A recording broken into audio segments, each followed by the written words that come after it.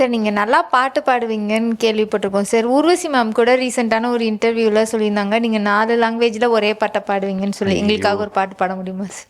ஊமை என்றால் அதிலொரு அமைதி, ஏழை என்றால் அதிலொரு அமைதி,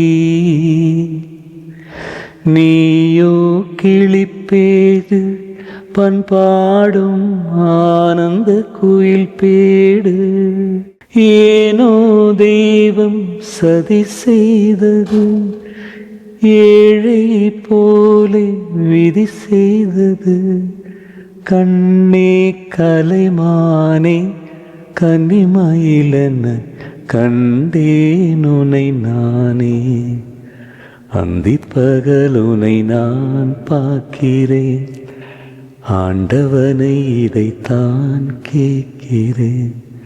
ஆரிராரோ ஓராரிரோ, ஆரிராரோ ஓராரிரோ.